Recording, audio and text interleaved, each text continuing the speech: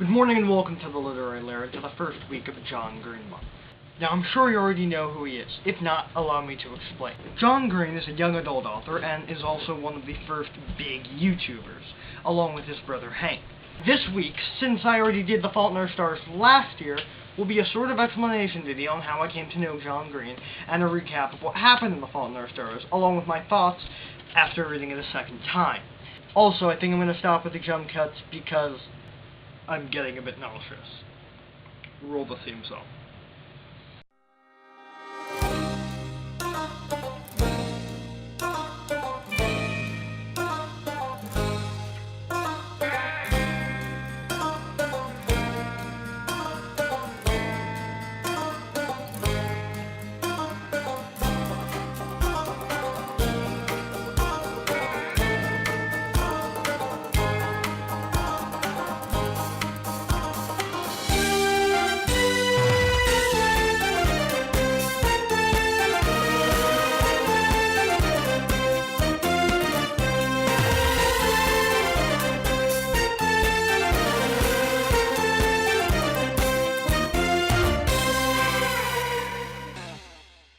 Welcome to John Green month.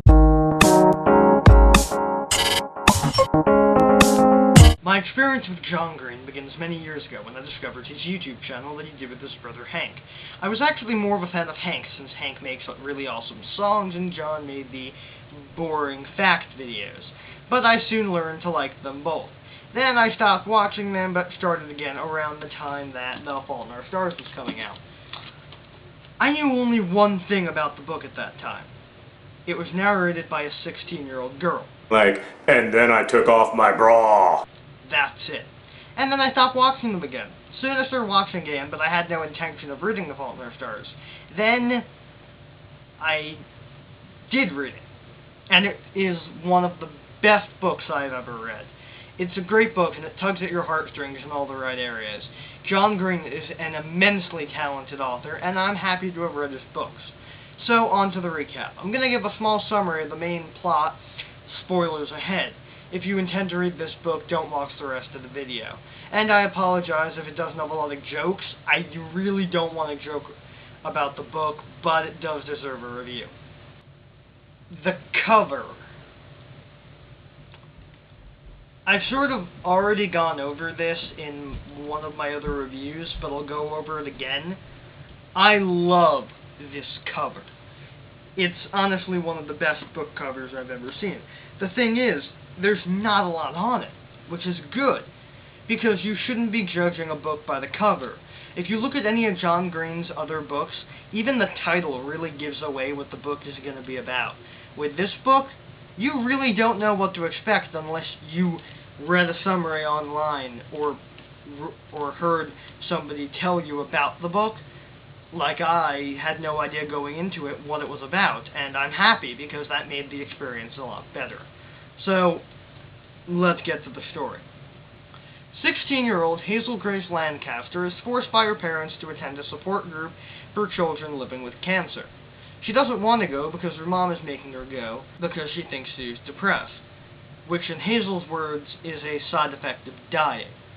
Hazel was diagnosed with stage 4 thyroid cancer with metastasis on her lungs when she was 13, but has managed to live with the disease thanks to an experimental drug. Hazel finished high school early and has already begun to pursue a college education, since she might not live long enough to do it when she's college age. Isaac, another kid at the support group, and Hazel's friend, lost his eye to cancer at a young age and has just learned that he has to have the other one removed, which will result in him being permanently blind. Isaac is best friends with Augustus Waters, a former basketball star who lost his right leg to osteosarcoma and is in remission. Hazel meets Gus through Isaac and the support group. Hazel convinces Augustus to read An Imperial Affliction, her favorite book, which I really want to read. John! Write that book! And The Price of Dawn! Which is the book that Gus convinces Hazel to read. And he becomes almost as obsessed with it as she is. In addition to countless text messages and phone calls, Hazel and Gus begin to spend more time together. As their relationship deepens, Hazel begins to feel herself pulling away from Gus. Gus has saved his wish from the Genies, a fictionalized version of the Make-A-Wish Foundation. Hazel had used hers to go to Disneyland, and the scene that she explains that to Augustus is the funniest scene in the book. And wants to use it to fly himself and Hazel to Amsterdam, Netherlands, to meet Peter Van Houten, who is the reclusive, alcoholic author of An Imperial Affliction.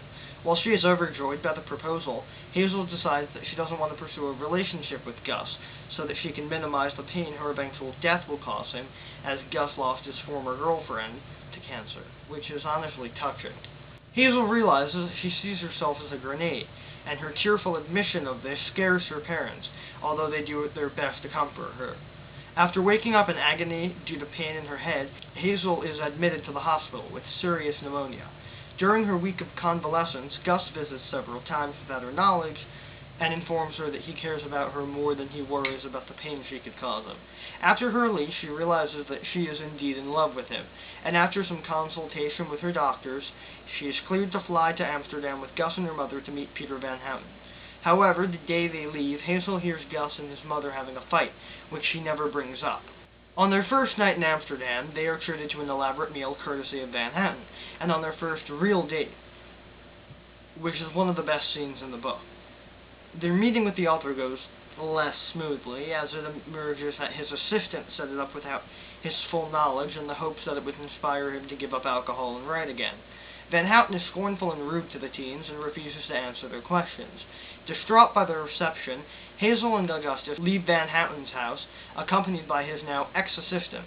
She takes them to the Anne Frank house, where they kiss to thunderous applause, which is another great scene, and I'm sure we'll never see Peter Van Houten again.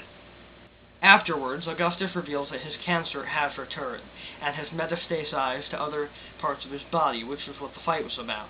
Devastated, Hazel becomes heartbroken, but Augustus promises to fight for her. Even though he starts an aggressive treatment regimen, when they return home, he is not expected to survive much longer. The romance continues through pain, struggle, and incredibly odd circumstances. Shortly before he dies, he asks Hazel and Isaac to conduct a pre-funeral for him, so that he can hear how they will memorialize him. 8 days later, after intense pain and confusion, Augustus Waters dies, along with his funeral, where Hazel meets Van Houten, who traveled to America to be there. He reveals that he had a daughter who died of cancer several years ago. She provided the inspiration for a character in An Imperial Affliction, which is why he was so affected seeing Hazel in Amsterdam, because she reminded him of the years his daughter should have had. Which doesn't excuse his behavior, but it does explain it. Hazel encourages him to get sober and write another book. As Hazel comes to terms with Augustus's death, she spends time with Isaac and is told that Augustus left something at his departure. She searches and eventually finds a letter that he wrote to Van Houten, supposedly about the alterations for An Imperial Affliction. The novel ends with the letter and Hazel saying that she has enjoyed her time with Augustus as much as he has enjoyed his time with her. The Fault in Our Stars is a fantastic book, and I completely love it. I recommend this book to everyone, and I hope that many people will read it. Now, my thoughts. I first read this book in the period of a week, back in 2012. I reviewed it the day I finished it and gave my initial thoughts. After reading it for a second time, I still love it, and it's much more touching, and a lot of the scenes are funnier and make a lot more sense. I'm happy that a movie adaptation is coming out soon, and I hope that it does the book justice. Next week, we'll start back at the beginning and read John Green's first book, Looking for Alaska.